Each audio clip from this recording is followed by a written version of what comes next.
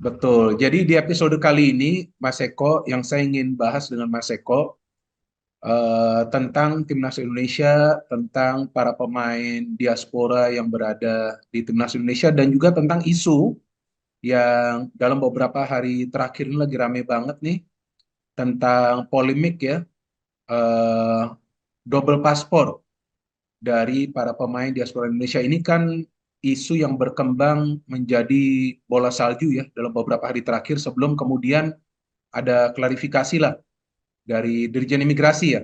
Dari Dirjen Imigrasi ada Ya, klarifikasi bahwa sebetulnya paspor dari para pemain diaspora telah diserahkan yang lama ya. Jadi mereka sekarang hanya memegang satu paspor. Oke, kita mulai saja Mas Eko dengan pertanyaan pertama saya. Saya ingin menanyakan sudut pandang dari Mas Eko tentang performa dari timnas Indonesia di round 3 dalam dua pertandingan awal nih, lawan Arab Saudi dan juga lawan Australia yang berakhir dengan hasil imbang. Apakah hasil imbang ini dan juga performa dari timnas sesuai dengan ekspektasi atau mungkin juga prediksi dari Mas Eko? iya, saya sih nggak bicara tentang prediksi ya, karena kalau kita ngomongin timnas, sebetulnya kita lebih bicara dalam konteks harapan kan. Mau lawan Spanyol pun harapan kita kan bisa berbuat banyak gitu ya, mau lawan Spanyol, Oke, Italia. Tapi saya pikir hasil draw ya, apalagi yang satu juga dilakukan di kandang lawan, ya. saya kira udah bagus. Hasil draw ini kan ibarat kemenangan, kemarin euforia kita rasakan beberapa hari ya. Karena Ya, ini adalah satu hal yang mungkin belum pernah, ataupun kalau misalkan pernah melakukan itu udah lama sekali gitu ya, Bung Binder. Jadi ya. intinya kalau disebut ini progres, ya progres gitu. Sesuai harapan, ya kita bisa lihat ya euforia yang terjadi di media, di medsos gitu. Oke. Kalau dari segi permainan dari timnas menurut Mas Eko seperti apa dari dua pertandingan awal ini? Apakah Mas Eko melihat tadi kan Mas Eko kan mengatakan progres. Nah, apakah Mas Eko melihat ada perbedaan yang signifikan dari cara bermain di dua pertandingan awal ini di round 3 dibandingkan dengan pertandingan terakhir lawan Filipina tuh? Ya kalau dikatakan progres kan kita melihat sesuatu yang signifikan ya, Bung Binder. Kalau kita perhatikan dari apa, dari komposisi, strategi, cara main itu padu klop ya, bukan Jurgen Klopp, tapi maksudnya Klopp itu matching. Jadi apa yang Ya, diinginkan oleh Sintayong, saya kira bisa diterjemahkan oleh para pemain yang sekarang. Gitu. oke. Hmm. Jadi itu saling apa berkelindan lah ya antara progres hasil yang diraih, lalu taktik pelatih sama kemampuan pemain untuk menerjemahkan apa yang diinginkan oleh Sintayong, saya pikir. Hmm. Dan dengan dua hasil imbang ini, Mas Eko, kalau yang saya perhatikan di sosial media, banyak sekali akun-akun sosial media di luar negeri juga membahas tentang tim nasional Indonesia. Bukan saja di sosial media, tapi juga di beberapa program di YouTube, banyak sekali yang membahas tentang tim nasional Indonesia. Ini sebuah sinyal yang sangat positif tentunya bagi timnas kita, ya, bahwa sekarang nama Indonesia ini di mana-mana dibicarakan, seperti ada kekuatan baru di kawasan Asia. Ya, Nah, Mas Eko melihat euforia seperti ini, apakah akan berefek secara positif bagi para pemain atau nanti justru menjadi seperti sebuah beban? Karena sebelumnya saya ingat di Piala Asia U23 tuh, Mas Eko, pada saat timnas kita lagi bagus, sudah masuk sampai ketemu Uzbekistan, tapi ternyata euforianya kan besar sekali, berlebihan, terus kemudian timnas kita tidak bisa bermain di Olimpiade walaupun kita tahu sudah bagus lah bisa masuk sampai semifinal. Nah, ini euforia yang sekarang sudah terbangun nih di mana-mana pada bicara tentang Indonesia, bahkan akun IG dari FIFA saja memuat tentang Indonesia nih. Kalau di level U23 kita sudah melihat ya ternyata timnas kita ya para pemainnya sulit perform di Piala Asia U23. Nah, kalau untuk senior menurut Mas Eko seperti apa nih? Euforia yang sekarang besar iya, seperti ini. iya, saya hanya mengharapkan ini nggak anti klimaks ya, euforia ini ntar nggak berbalas dengan hal yang anti klimaks gitu. Saya kira ini peluang terbesar kita buat lolos ya, main di apa World Cup. Bung Binder, semoga kejadian. Nah, lalu tentang pemberitaan sampai luar negeri, sebetulnya bukan cuma di medsosnya kan, tapi juga di media-media mainstream, media-media besar ya. Kemarin saya dikabari dari Belanda juga mengabarkan. Tapi kita lihat konteksnya. terkadang itu ada hal yang menyakitkan juga gitu. Jadi ibaratnya keberhasilan timnas Indonesia ini tuh karena negara lain juga tuh ya. Bahkan di Belanda itu kan disebutkan Indonesia itu bisa seperti ini karena diperkuat oleh tanda Hmm. kutipnya pemain-pemain mereka gitu, Iya, pemain-pemain iya, Belanda gitu. Itu kan menyakitkan juga sebetulnya. iya. Hmm. Padahal kita tahu ada peran dari pelatih juga Sintayong karena kalau kita bicara tentang pemain keturunan, sebetulnya Filipina hampir semua juga pemain keturunan kan? Ya, betul. Cuma kan ekspektasi publik ya dalam hal sepak bola Filipina Indonesia kan beda jauh ya. Iya, iya. Ibaratnya kalau kita nih kalau kita nih ibaratnya pingin banget ngebet banget selama puluhan tahun nggak pernah bisa, sekarang bisa, tapi ada embel-embel karena apa? Karena bantuan orang juga gitu, bantuan negara lain. Nah itu saya Hmm. pikir ya itu juga fakta gitu ya, Hmm. fakta bahwa kita juga diperkuat oleh pemain-pemain yang mungkin Iya. secara pembinaan, karir berkembang memang bukan apa, bukan dari awal gitu ya di Hmm. Indonesia atau bukan dari awal di tempat di Indonesia gitu. Hmm. Tapi Hmm. itu kan hal yang sah saja, sah Iya. dan Hmm. apa nggak salah juga gitu. Iya. Hmm. Nah, saya ingin menanyakan kepada Mas Eko karena Mas Eko baru saja mengatakan tentang pemain keturunan Indonesia ya, yang sebetulnya memang lahirnya di Belanda ya, tapi mereka punya garis keturunan Indonesia yang sekarang mulai menjadi bagian dari tim nasional Indonesia. Dan jika saya tidak salah nih Mas Eko ya, dengan nanti akan gabungnya Miss Hilgers dan juga Eliano Reinders, berarti akan ada total 15 pemain diaspora Indonesia yang akan menjadi bagian dari tim nasional Indonesia. Ya, Anda melihat ini sebagai selain faktor yang membuat permainan dari timnas kita menjadi lebih baik, apakah ini adalah sesuatu yang positif untuk bisa membawa perkembangan dari timnas Indonesia untuk jangka waktu yang panjang, atau ini mungkin hanya short term? Ya, jadi gini, Bung Binder, saya tidak ingin bicara ini dalam konteks benar salah ya. Kita ini kan udah pada gede juga, jadi kita lebih baik memahami aja gitu, memahami. Jadi yang namanya naturalisasi itu kan ibaratnya shortcut ya, shortcut cara singkat karena kita tidak tahu kapan pembinaan itu akan menuai hasil ya. 5 tahun lagi belum tentu kelihatan, 10 tahun lagi juga belum tentu kelihatan. Akhirnya kita perlu akselerasi shortcut untuk membangun timnas ini. Salah satu caranya adalah naturalisasi, ya. Tapi ingat, yang namanya shortcut ini juga tentu saja harus terencana. Karena yang paling utama, ya, tentu saja adalah pembinaan. Itu tanggung jawab utamanya federasi itu, gitu. Jadi ketika pembinaannya udah dirasa maksimal, membuahkan hasil, tentunya dari naturalisasi ini harus perlahan ya, perlahan ditinjau lagi. Saya tidak mengatakan total seluruhnya harus dihentikan, tidak gitu ya. Karena kan di luar negeri pun negara-negara yang udah jago sepak bola tetap aja naturalisasi gitu. Jadi memang untuk apa? Untuk hal ini kan hak prerogatifnya pelatih nanti ya. Siapa tahu nanti setelah Sintayong juga naturalisasi ini kan masih diminati. Tapi tentu saja ya itu saya bilang jangan sampai naturalisasi ini menjadi candu ya, yang namanya candu itu kalau kecanduan kan nggak baik gitu, Bung Binder ya. Jadi saya harapkan tentu saja tetap yang paling utama itu adalah pembinaan di Ya, dalam negeri, lalu kompetisi, kualitas kompetisi itu dibenahi gitu. ya, ya, Gitu, Bung ya, Binder kira-kira. ya, Jadi ya. kita Artinya, kenapa jangan ngomong itu ya, benar atau salah ya? Karena saya ya, tahu argumennya tuh pada benar-benar ya. Jadi ya, netizen kita yang seakan-akan terbelah nih, yang pro ya, dan kontra naturalisasi ini argumennya sama-sama benar kok, sama-sama ya, benar ya.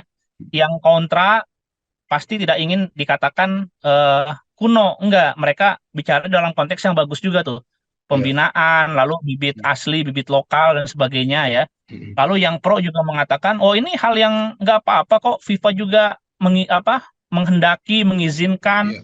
Lalu ini juga nggak ilegal selama diikuti aturan main FIFA serta hukum nasionalnya gitu. Jadi sebetulnya kita di sini cuma memahami aja deh. Kalau Ya, benar salah kayaknya nggak akan beres-beres perdebatannya gitu. ya. Artinya naturalisasi pemain keturunan sebetulnya tidak salah, tapi selain itu juga harus ada yang namanya program pembinaan. Betul ya, Mas Eko Iya, ya, dari pembinaan federasi, kompetisi. ya kan? Dan pembinaan itu kan berarti kalau dari federasi adalah kompetisi untuk pemain usia muda. Betul dong? Ya, betul, betul. ya kan? Walaupun ketika kompetisinya sudah bagus ya, bukan berarti pemain-pemain yang bermain di situ menjadi pilihan utama paling bagus juga Ya, enggak. Kita lihat ya, Jepang ya. Jepang ini ya, justru agak unik.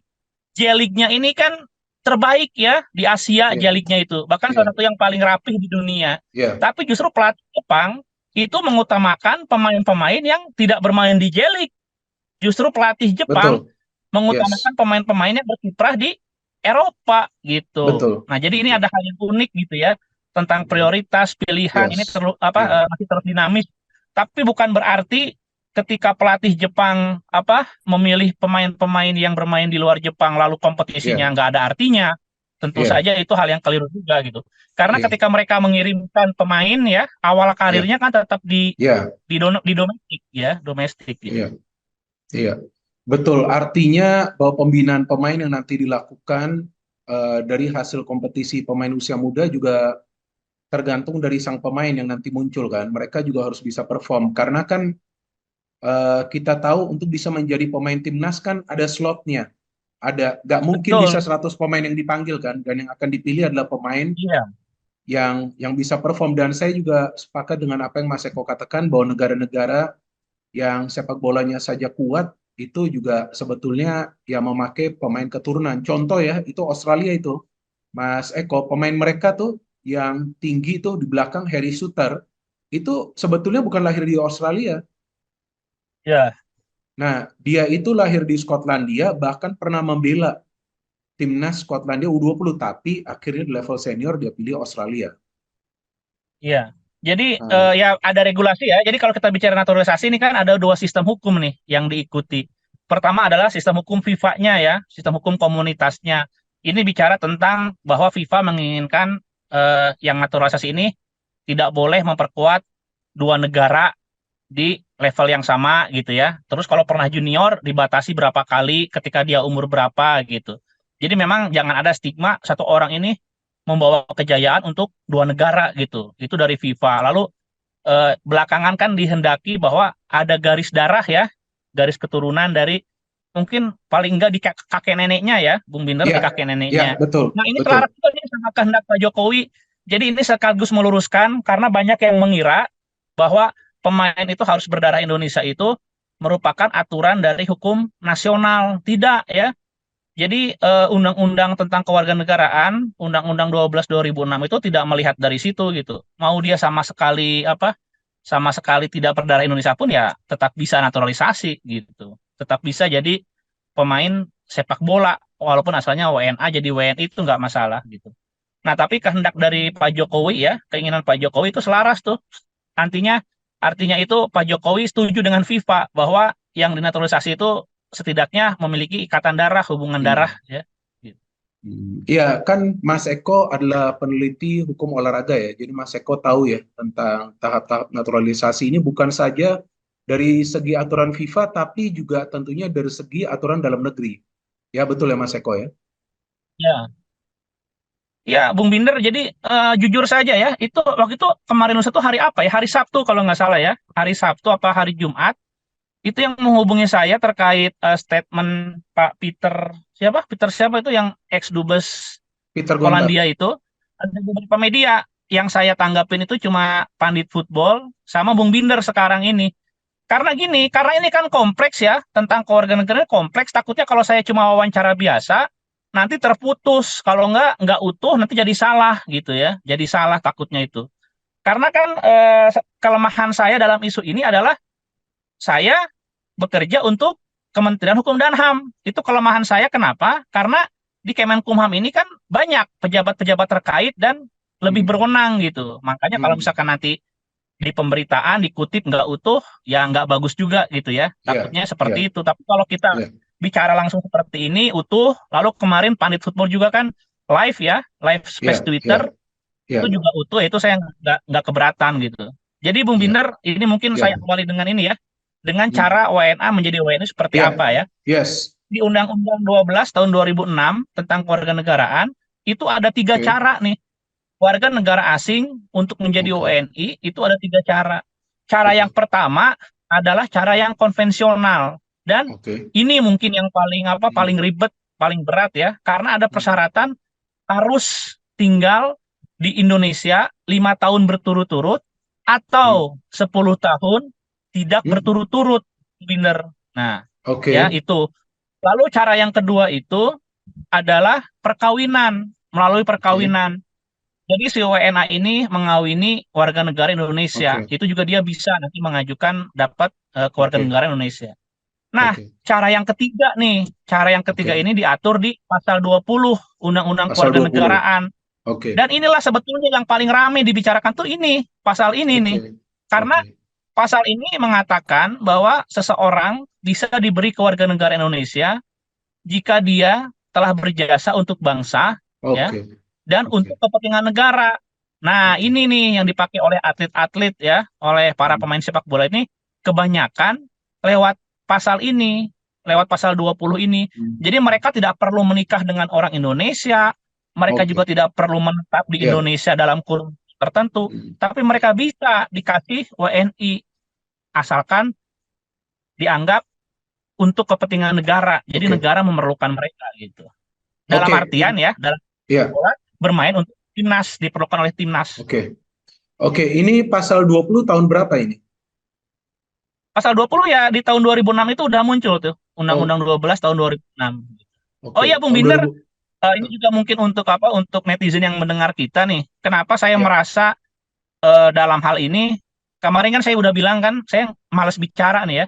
Tapi seiring waktu 2 hari belakangan ini beredar video-video ya, lalu juga Oke. ada komentar-komentar itu kan dari pengamat Hmm. sepak bola dan itu Ya. nggak presisi. Makanya saya Oh, berani ngomong lagi. Mungkin karena 2 hal ya, saya pikir saya mengetahui sedikit lebih banyak. Karena oke. saya pernah menjadi ketua tim kajian untuk pemerintah, Bung Binder, sekitar dua Oke. tahun lalu ya.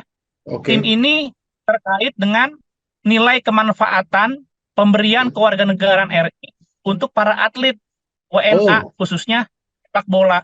Jadi memang tentang oke. ini nih, 2 tahun lalu itu. Lalu Oke. kebetulan saya juga kan lagi ngambil S3 ya, dan Oke. disertasi saya, tugas akhir Hmm. saya, terkait ini juga, terkait Oke. kebijakan pemberian naturalisasi untuk para pesepak bola di Indonesia melalui pasal 20 Undang-Undang Kewarganegaraan gitu. Oke, Jadi memang sorry, tentang ini sorry. juga. Ya, sorry saya potong. Ini 2 tahun lalu. Ini 2 tahun lalu, Bung Binder, Dua. saya penelitian, lokusnya di Bandung, lalu saya juga ketemu dengan siapa? Adiknya Pak Peter tuh siapa? Pak Yabes, Yabes Tanuri gitu ya. Oh ya, Bes. Oke, oke. Ya, jadi banyak sekali nih. Jadi banyak sekali hal-hal yang mungkin netizen juga pada nggak tahu gitu ya. Hal yang paling umum nih, kesalahan ini tentang Irfan Bahdim saja. Irfan Bahdim itu banyak dikira netizen kan naturalisasi ya. Banyak yang mengatakan Irfan Bahdim naturalisasi. Padahal bukan, tidak ya. Jadi Indonesia ini menganut kewarganegaraan tunggal. Jadi orang yang sudah punya paspor Indonesia tidak boleh punya paspor negara lain. Seperti itu kan Ya, intinya. ya, Tapi ya. itu tidak berlaku untuk anak-anak ya. Nah, Oh, jadi anak-anak sampai umur 18 tahun itu boleh megang 2 paspor, Bung oke, oke. Binder. Iya, iya, iya. Nah, Saya Irfan ada Bahdim dengar. seperti itu.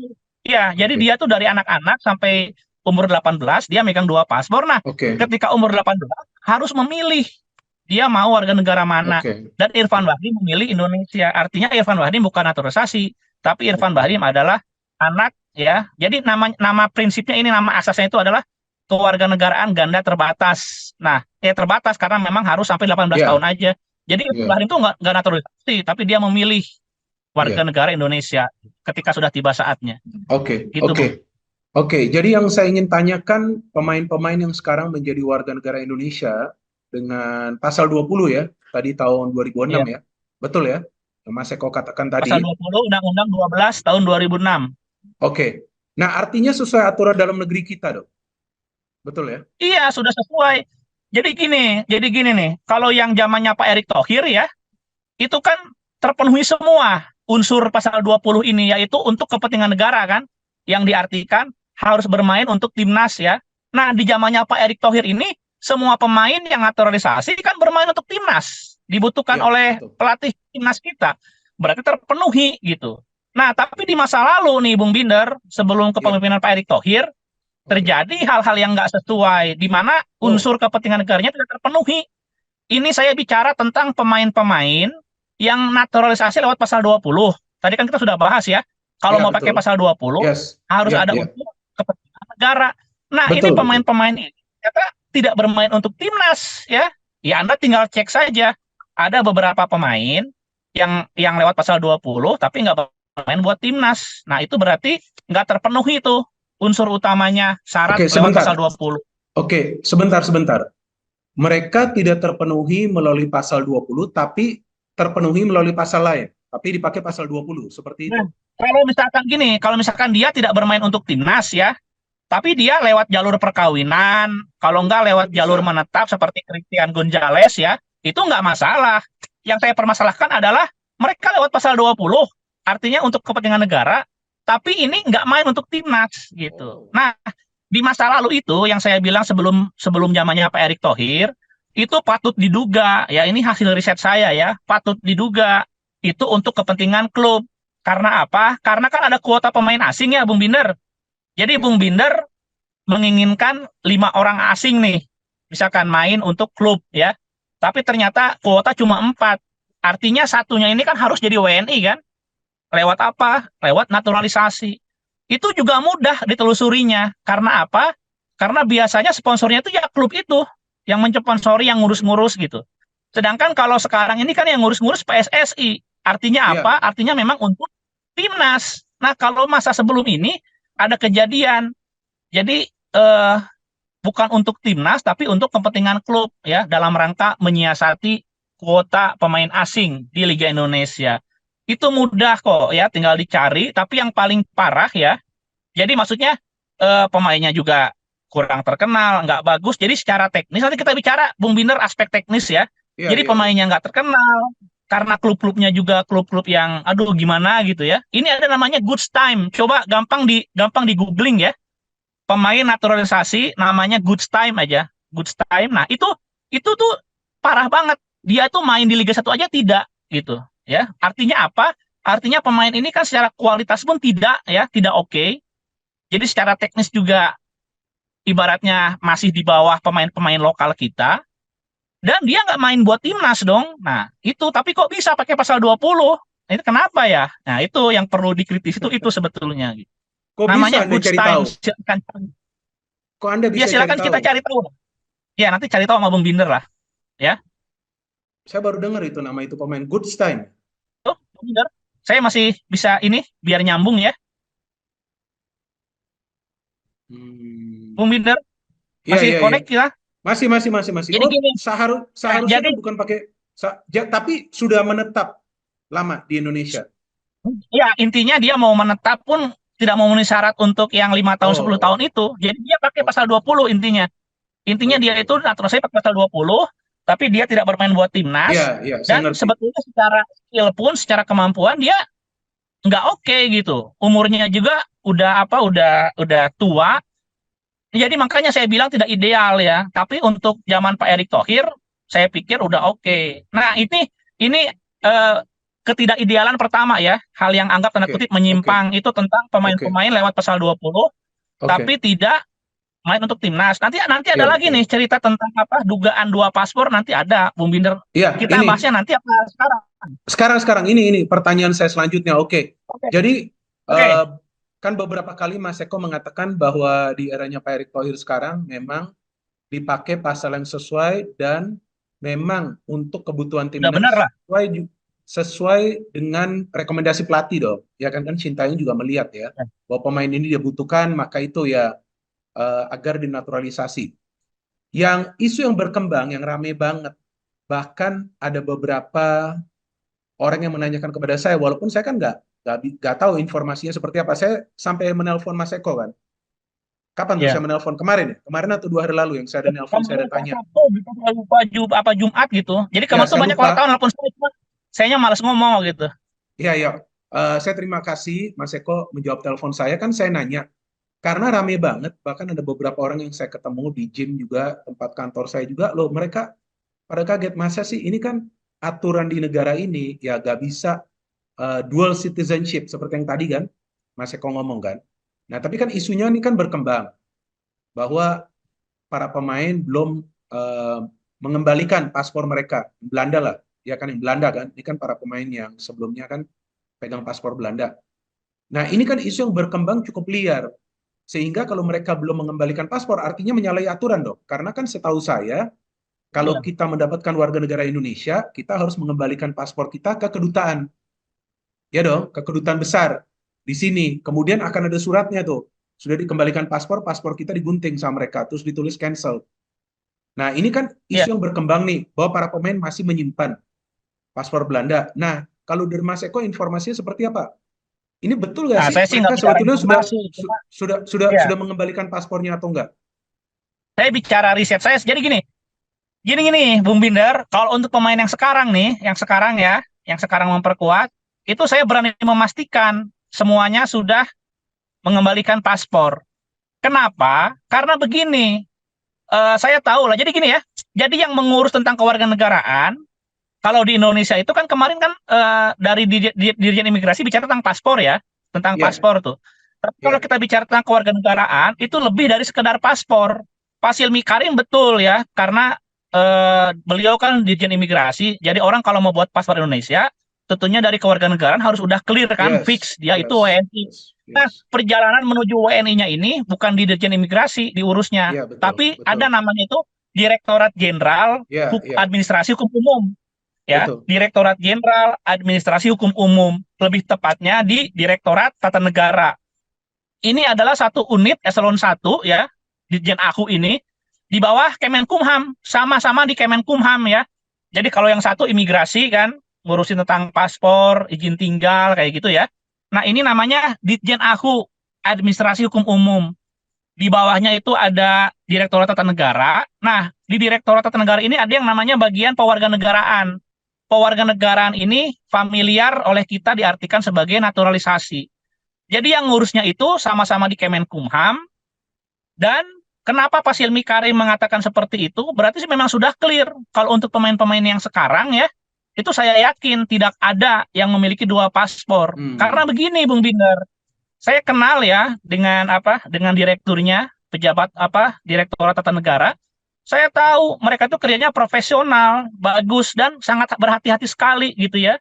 Jadi syarat-syarat yang harus dipenuhi, salah satu di antaranya itu kan melampirkan surat bahwa mereka telah melepas kewarganegaraan yang lama gitu. Oke, Dan itu oke, dipenuhi, oke, makanya diproses ya, makanya jadi WNI, oke, makanya bisa punya paspor. oke, Nah, oke. tentang para pemain yang diduga loh ya, punya dua Iya. paspor, saya itu tahu. Maksudnya dugaan ini bukan kemarin-kemarin ramenya, tapi beberapa tahun lalu juga udah rame. Karena apa? Oh, Karena ada beberapa pemain yang dinaturalisasi, tapi zaman dulu ya, Bung Binder mungkin sekitar tahun oke, 2010, 2011 ya ke sini ya. oke, Itu oke, kalau kita perhatikan Instastory, aktivitas ya, itu mereka oke, selalu di Belanda. Selalu di Belanda, sering banget di Belanda. Makanya ada dugaan-dugaan ini jangan-jangan mereka ini nggak melepas paspor Belandanya gitu. oke, Karena oke, apa? oke. Karena kalau Belanda kan tidak menganut Iya, kewarganegaraan tunggal, ya. Jadi Belanda nggak peduli kamu punya dua oke, paspor, satu paspor terserah. Nah, oke. jangan-jangan. Nah, makanya saya luruskan di sini ya. Kalau untuk yang sekarang ini, para pemain timnas sekarang, aduh saya sangat yakin mereka itu udah bener cuma punya satu paspor, Hmm, paspor Indonesia gitu. Karena saya tahu betul integritas hmm. yang ngurus-ngurusnya di Kemenkumham itu orang-orang bagus, orang-orang benar. Bung Binder, ini saya lanjutkan sedikit ya. Iya, ya, silakan, Jadi silakan. kalau kita ngomongin proses naturalisasi, Bung Binder, itu kita Hmm. bicara tiga aspek, yaitu aspek teknis, aspek yuridis, ya, sama aspek politis.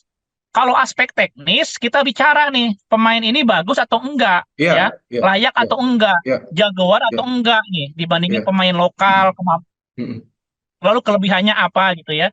Yang Iya, iya, bertanggung jawab ini adalah induk cabur, yaitu iya, PSSI. betul. Kalau basket berarti Perbasinya ya. Kalau kita mau Yes, naturalisasi pemain bulu tangkis berarti PBSI. Karena kan yes, cabur yang tahu. iya, iya, Cabur plus kalau dari pemerintah itu Kemenpora. iya, Kemenpora iya, juga harus tahu karena mereka kan kementerian sektornya itu ya. betul, betul, Nah, betul. Kemenpora, makanya sekarang tuh Kemenpora bikin kajian tuh. Mungkin sekarang beban kajian tuh diberikan ke cabornya ya.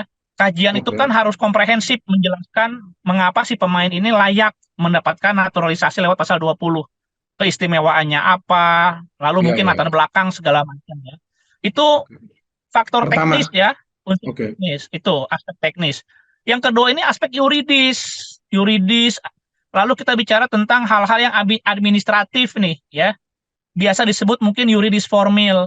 Ini tentang kelengkapan berkas-berkas ya terkait masalah hukumnya, kelengkapan berkas, akta, itu yang ngurus di Kementerian Hukum dan HAM. Yang tadi saya sebutkan tadi di Direktorat Tata Negara, yang berada di bawahnya Iya, Direktorat Jenderal Administrasi Hukum Umum. Nah, itu betul. tuh prosesnya di situ, Aku, kelengkapan ya, berkas segala macam gitu ya. Nah, lalu berikutnya itu ada aspek politis, Bung Binder. Karena apa? oke. Karena Hmm. kan untuk jadi WNI lewat pasal 20 ini kan jadi apa? Perlu persetujuan DPR, ya. Nah, di Iya, DPR betul. yang Yes. ada dua komisi, yang terlibat ada dua komisi, yaitu Komisi 3. Komisi 3 ini membidangi masalah hukum ya, urusan hukum Komisi 3 Ya, plus Komisi 10. Komisi ya. 10 ini membidangi masalah olahraga. Jadi Yes. Komisi 3 dan Komisi 10 ini adalah dalam ranah apa? Aspek politisnya. Jadi faktor teknis, faktor yuridis sama faktor politis tuh, tiga itu tuh. Oke, jadi Itu ya, dalam ya, prosesnya itu. ya. Jadi ini semua pada saat sudah terpenuhi baru pemain tersebut bisa Iya, disumpah untuk menjadi warga negara Indonesia, ya kan? betul Ya, sekali oke. Bung Ini Binder. Jadi harus ini ini terpenuhi. ya, oke. Ini waktu kita singkat hanya sekitar 5 menit. Saya mau menanyakan kepada Mas Eko dengan sekarang kita punya timnas yang lebih kuat, ya, telah mendapatkan 2 poin dari 2 pertandingan awal. Saya ingin menanyakan bukan harapan lagi dari Mas Eko. Kalau harapan ya harapan kita semua bisa lolos ke Piala Iya. Dunia. Tapi kalau menurut Mas Eko dengan melihat setup sekarang dari timnas kita setupnya begitu banyak pemain-pemain yang berkualitas yang bermain di luar negeri, peluangnya seperti apa untuk timnas kita lolos ke Piala Dunia? Saya cuma mengatakan ini adalah peluang terbaik ya kita untuk lolos ke timnas. Karena apa ini dipengaruhi banyak hal loh ya. Kondisi kita hari ini dipengaruhi oleh banyak hal. Semisal naturalisasi aja. Ini kan dipengaruhi juga oleh kebijakan-kebijakan pemerintah ya. Nah, ketua PSSI hari ini adalah seorang menteri. Ibaratnya kan koleganya Menkumham juga segala macam ya. Jadi mau nggak mau nggak bisa disangkal pasti banyak hal yang lebih mudah, lebih soft gitu ya. Nah, kita nggak tahu kapan lagi nanti ketua PSSI itu merupakan menteri juga di pemerintah, misalkan ya. Lalu banyak variabel tentang kedekatan dengan eh, Presiden FIFA gitu ya. Kapan lagi nanti kita punya ketua PSSI, koleganya itu adalah Presiden FIFA. Jadi ini saat terbaik Bung Binder ya, secara politis, lalu juga mungkin secara administrasi, plus secara sosiologis gitu ya. Dari mulai presiden, lalu dari mulai apa pengurus PSSI, dari mulai orang-orang pemerintah, plus warga negara gitu ya. Itu support banget ke timnas kita. Pemain-pemainnya juga jadi populer, lalu juga yang nonton bola ke stadion juga banyak cewek-cewek yang senang sama pemain ganteng apa gitu. Ini saat terbaik aja. Euforia ketemu hal-hal yang menguntungkan tuh sekarang gitu. Saya nggak tahu kapan lagi ada situasi Ya, sebaik ya, sekarang gitu. Jadi ya, harapan saya oke, atau prediksi saya ini kita insya Allah bisa lolos ya Piala Dunia. Insya Allah oke, pinginnya. siap. Oke, saya juga optimis seperti Mas Eko, tinggal kita kawal saja timnas ini dan waktu kita sudah habis, Mas Eko. Saya ingin berterima Oke, kasih, Bung Mas Binder. Eko, bisa hadir di Bola Bung Binder dan pekan depan ya, pekan depan tuh kita harus bahas tuh Persija melawan Persib loh. Persib Jangan ya. lupa juga ya. Oke.